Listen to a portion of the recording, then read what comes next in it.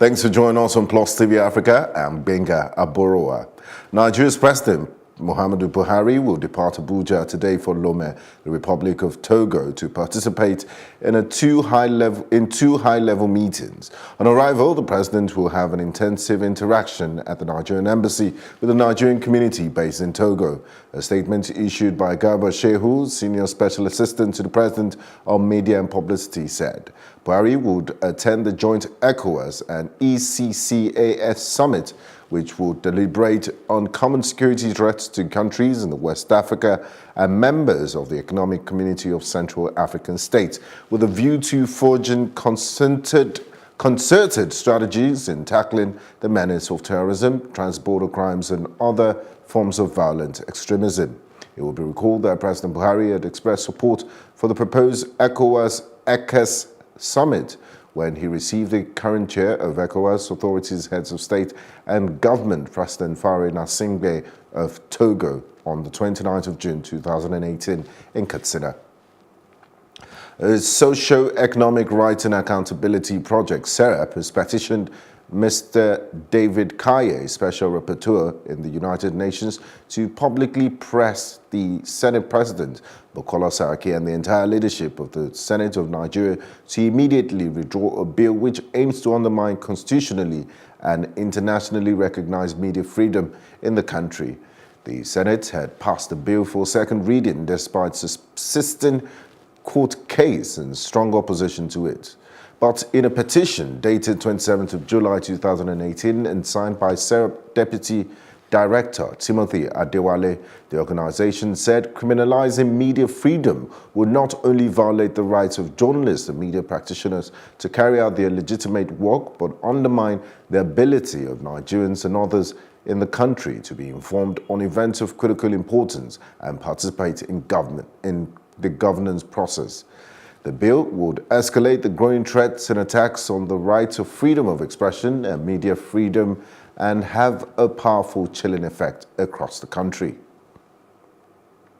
The senator representing Kwara South Senatorial District in the National Assembly, Rafiu Ibrahim, has said a team of senior legal experts will handle the allegations of complicity in the offer robbery saga leveled against the President of the Senate, Bukola Saraki, by the police.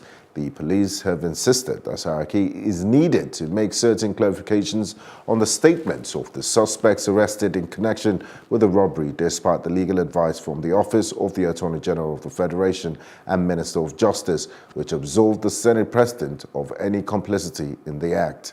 Ibrahim said, and I quote, "The Senate President has a very strong legal team of many senior advocates of Nigeria who are already working on the issue. He has a legal issue with the police and he will take the case up legally." His declaration came on the heels of the insistence of the Force Public Relations Officer, Moshood Jimoh, that Saraki still has a case to answer, notwithstanding the fact that a team of investigators grilled the Senate President last week in his office. The All Progressive Congress has questioned Benue State Governor Samuel Ortom's claim of spending 22 billion naira received from the federal government on provision of security. The governor's claim of spending so much on security in the state raises more questions, Mr. Adams Oshiomhole, the chairman of the APC, said on Friday. The party expressed concern that though the governor claimed to have spent such huge money on security, but the people were more insecure. He said Ortom was making political gain on the security situation in the state after allegedly spending heavily on security. Oshiomhole said it was unfortunate that the president, Muhammadu Buhari, had been to other states to commission projects there, but has not been able to commission any in Benue. He said the Benue governor, when asked to defend himself following the accusations against him, could not give any reasonable explanation. The chairman of the Independent National Electoral Commission, INEC, Professor Mahmoud Yakub, has said that vote buying in elections by agents of political parties in the country was scary. The INEC chairman also said that the commission may be forced to consider alternative sources of funding for the 2019 elections if the National Assembly failed to consider to pass the supplementary budget of 242 billion naira, which was sent to the National Assembly before the they proceeded on their annual recess.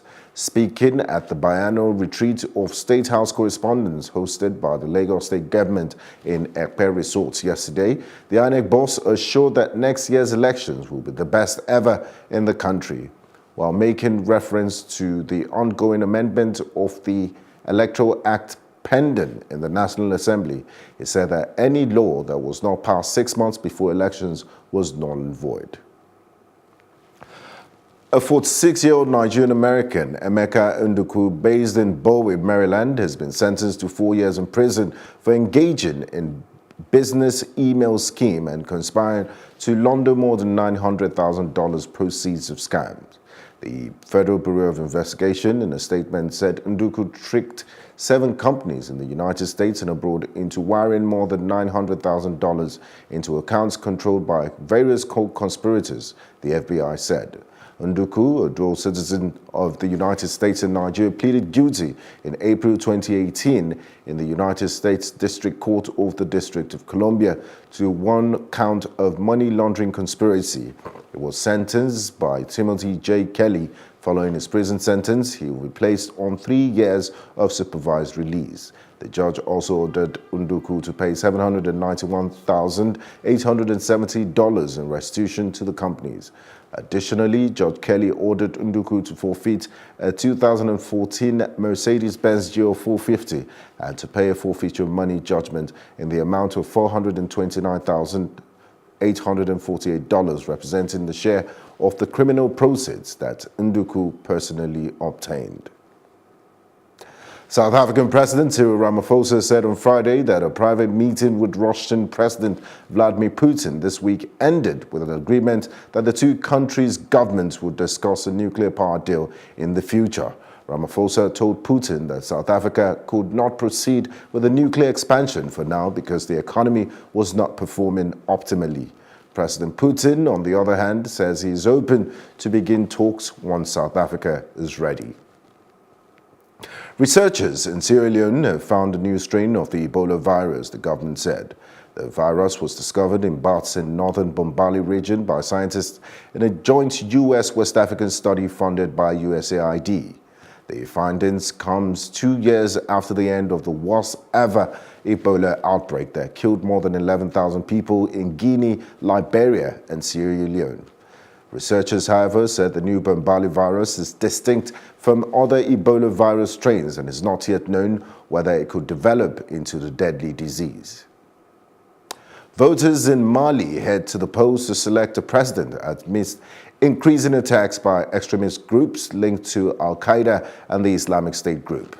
Voters have expressed concerns about being targeted by Al-Qaeda's Mali branch and have been warned against going to the polls.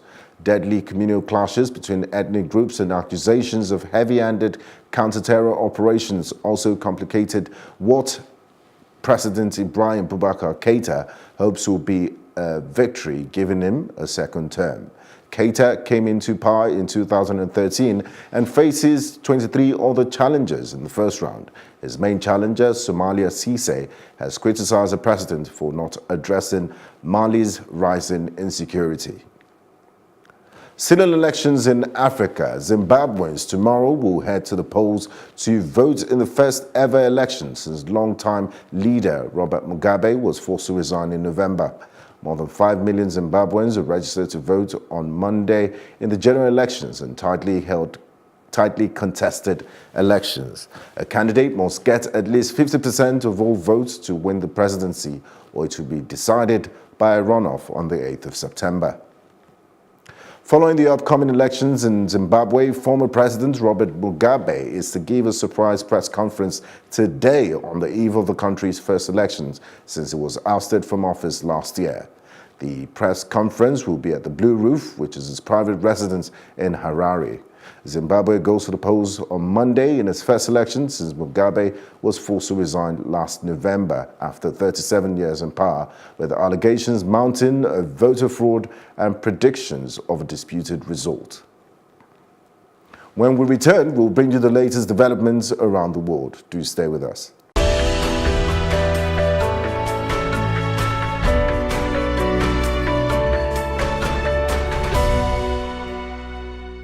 And on the foreign scene, Turkish President Recep Tayyip Erdogan today said Turkey is seeking to hold a summit in Istanbul with France, Germany and Russia on the 7th of September to discuss regional issues, including the conflict in Syria.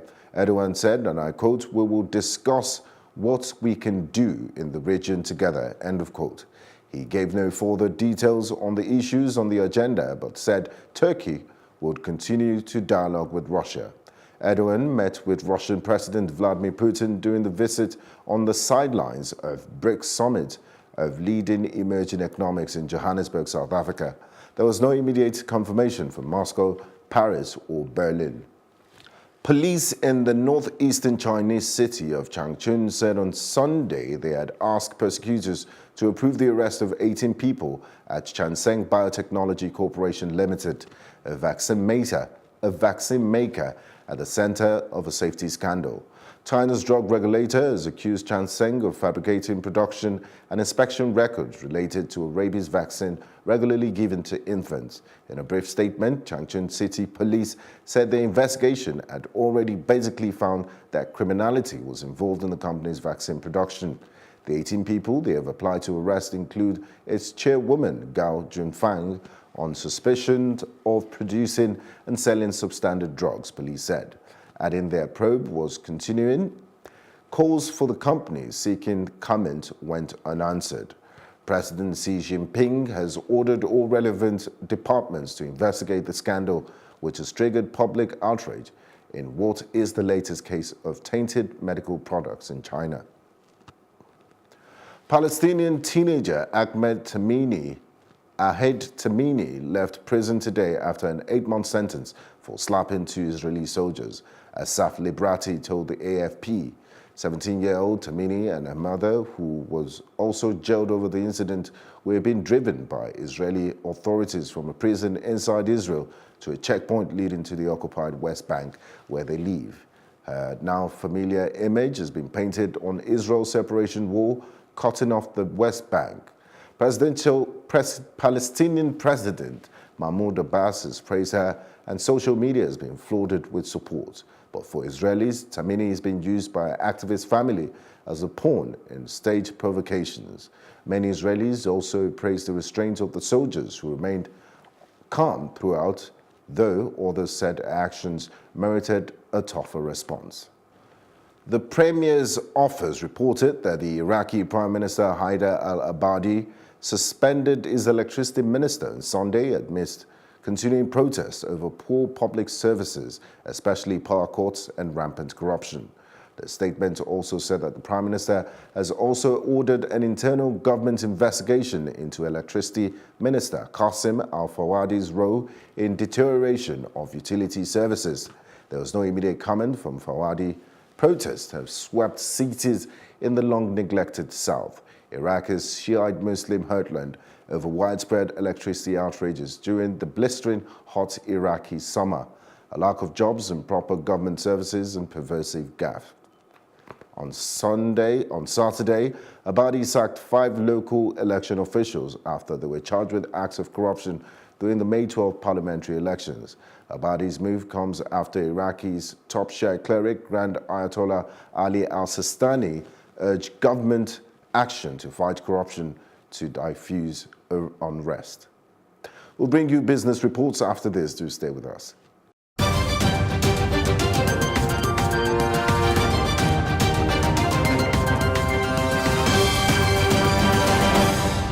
And in business, ExxonMobil has recorded a second quarter revenue of $73.5 billion. This was against the $72.58 billion estimated by analysts. On reasons for the second quarter report, CEO Darren Woods said second quarter results were primarily impacted by significant scheduled maintenance undertaken to support operational integrity. However, the oil and gas company recorded 92 cents per share against the $1.34, which analysts also estimated.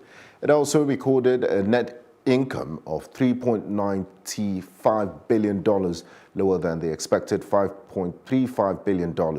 This makes the third of 4 quarters for which the company failed to meet up with consensus earnings estimate.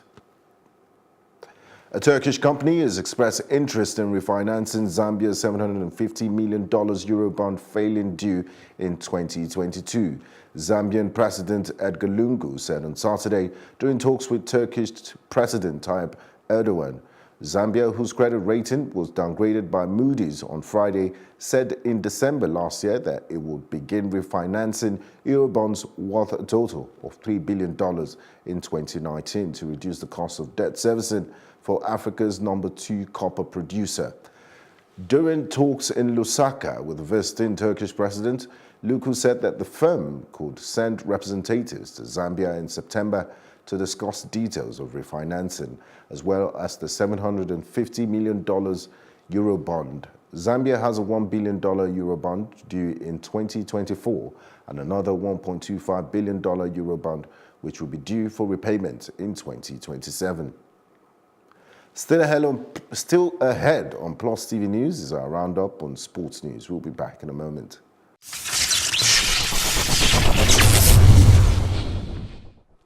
And in sports, Belgian midfielder Moussa Dembele suffered a minor knee injury in Tottenham's clash against Barcelona. Tottenham coach Mauricio Pochettino played down injury concerns after Dembele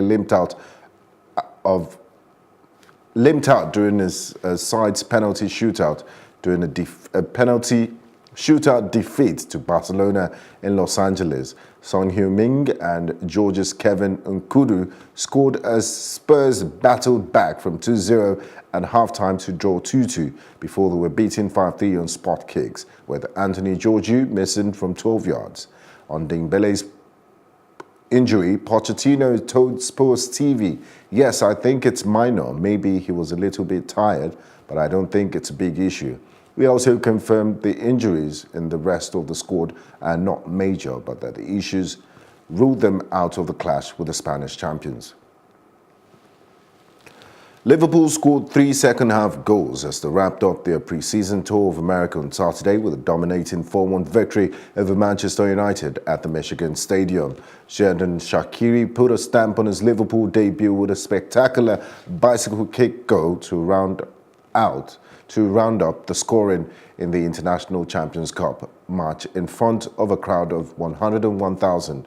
Shaqiri of Switzerland was one of 5 recent high-profile signings which saw Liverpool shell out more than £200 million in an attempt to close the gap on Premier League champions Manchester City. It was a nice way for the Reds to finish their US exhibition swing as they now travel back to Merseyside before continuing the preparations for next season with a training camp in France beginning next week.